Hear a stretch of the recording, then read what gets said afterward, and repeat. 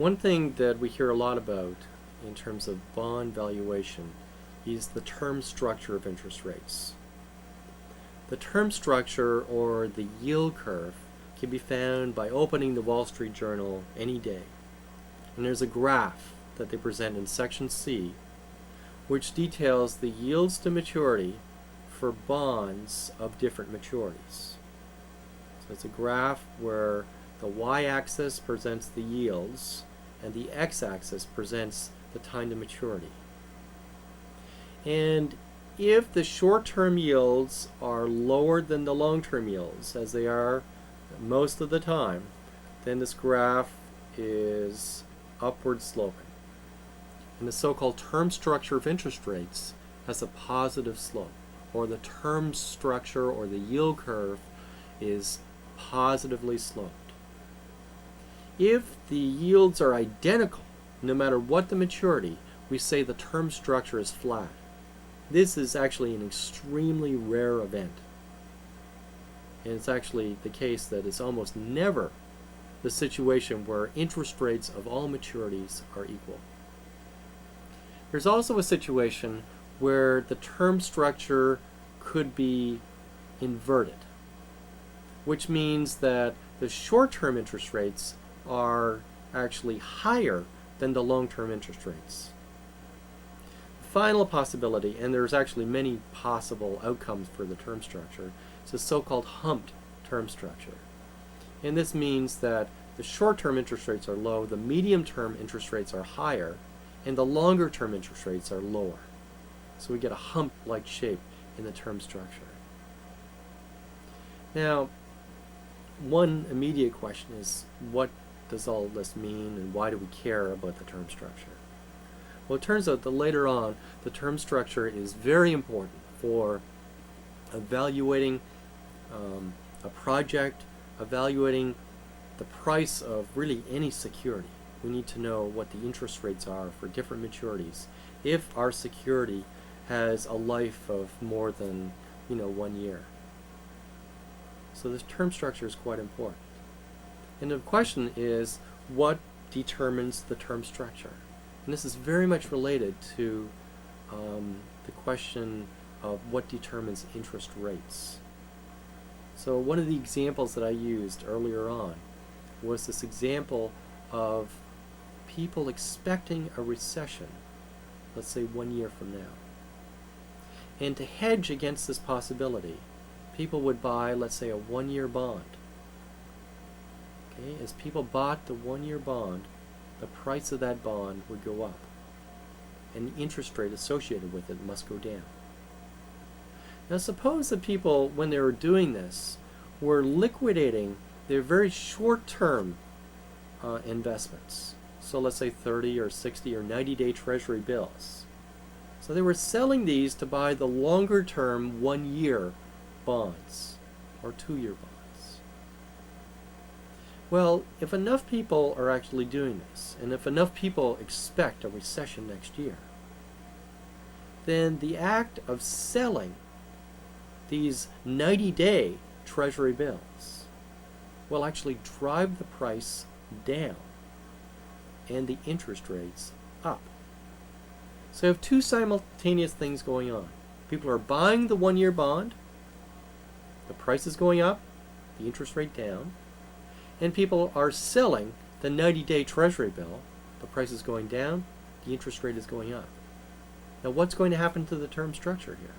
Suppose we started out and the interest rate on the 90-day treasury bill exactly equaled the interest rate on the 1-year bond. Well, this buying of the 1 year and selling of the 90-day is going to cause the interest rates on the 90-day to go higher than the interest rates on the 1 year. What we're going to see today is the term structure becoming inverted, where the short-term rates go above the long-term rates. Now, it's rather interesting that if people expect a recession, that this sort of phenomena would occur. It's interesting because if you look at the last 5 recessions, 1 year before each one of these recessions, the term structure inverted. It was the case that the short-term interest rates went above the long-term interest rates. It's also interesting that at no other point in the last 5 years did the interest rate term structure invert, other than before recessions. So the term structure of interest rates is rather interesting in that it gives us a view of what will happen in the economy in the future. And it seems to me, according to my research, that the overwhelming influence on the shape of the term structure of interest rates is the expectation of what will happen in terms of the business cycle. This is very important. It shapes the term structure, and if you examine some of the graphs that I have available on the World Wide Web, you can explore the term structure through time, and you will see the inversions that occur before the recessions in the last 5 business cycles. Now, there's a number of theories of the term structure, and they are very much related to the theories of the interest rates that I mentioned. The overwhelming factor that I found in determining the shape of the term structure is the business cycle itself. As with interest rates, expected inflation is also very important in determining the shape of the term structure.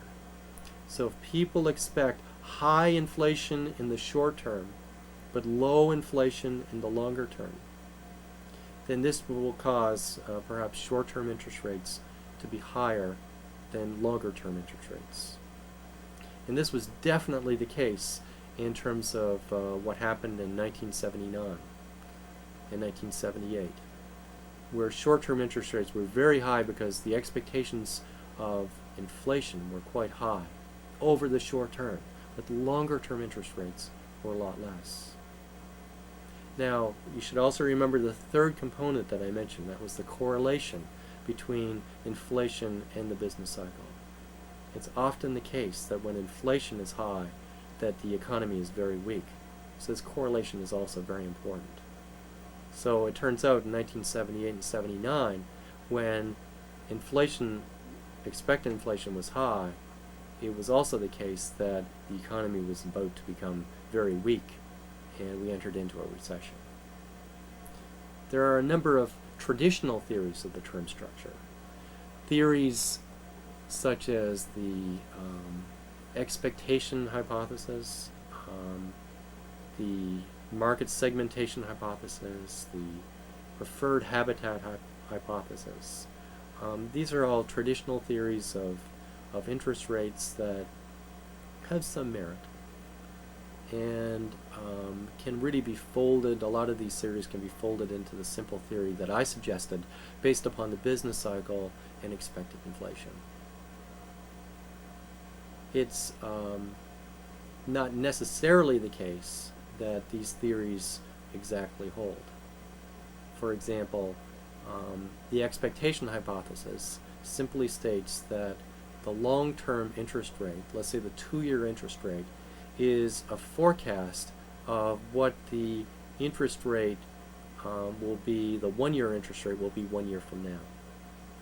It turns out that that is a highly simplified theory, and it's not necessarily the case that this will actually occur, because it depends upon the economy, it depends upon expected inflation.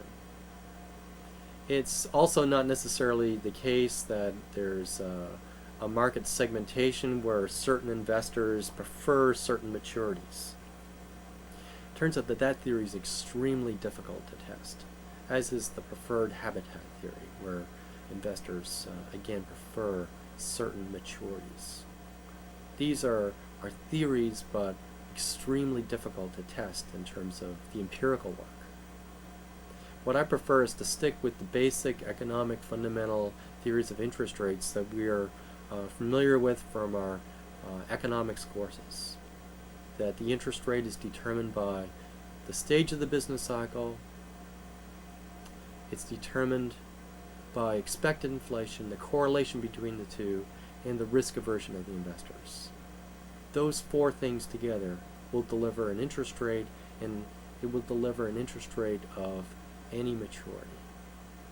So the term structure is important in that we can use it to extract information about the economy. We will use the term structure to value cash flows at different horizons. Term structure is a very important concept in the theory of finance. And it's a good thing to have the fundamental economic foundations to understand why a particular shape occurs today and what to expect for tomorrow.